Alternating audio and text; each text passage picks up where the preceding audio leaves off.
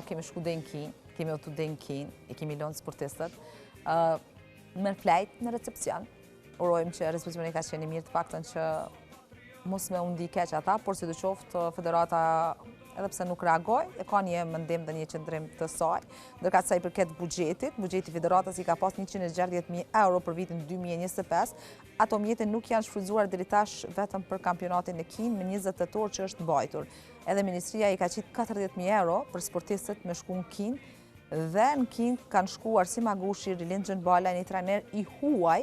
dhe disa sportistë. Është kjo një deklarat që ne kemi marrë sa i përket buxhetit të taekwondos dhe arsye sepse nuk ka pasur mjete të dedikuara ose të transferuara për këtë çështje, por duke që më pas Ministria ka njoftuar se do t'i transferojë rreth 40.000 euro buxhet federatës për sportistët dhe parat të cilat federata i ka premtuar që do t'ja jep këtyre klubeve.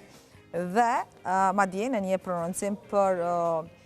Kiks Kosovën, Mohamed Gashi, që është sekretar i ri i Federatës së Taekwondos, ka thënë që të gjitha shpenzimet të cilët klubet i kanë harxuar duke shkuar në Kinë do të mbulohen dhe sipas tij nuk qëndron fare fakti se sportistët kanë fjetur në recepcion, pasi sipas tij ka dëshmi, ai ka ofruar të paktën disa fotografi që sipas tij dëshmojnë të kundërtën e kësaj që po thot klubi Dardania, për shkak se po shihen sportistët në një pishinë dhe ka marrë si bazë datën në të cilën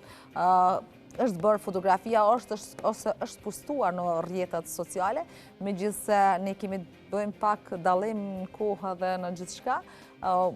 por ta shohim se si do të arsyetohet pra federata për këtë veprim, që thon të drejtën, përderisa Kosova krenohet me secilin sportist që merr pjesë në gara ndërkombëtare, na sjell ndonjë njohje, pse të mos krenohem edhe me këtë sport të ri, i cili ndoshta është në fillet të saj, por në të ardhmen mund kemi ndonjë olimpist i cili do të na sjellë edhe ndonjë medalje të artë në Republikën e Kosovës.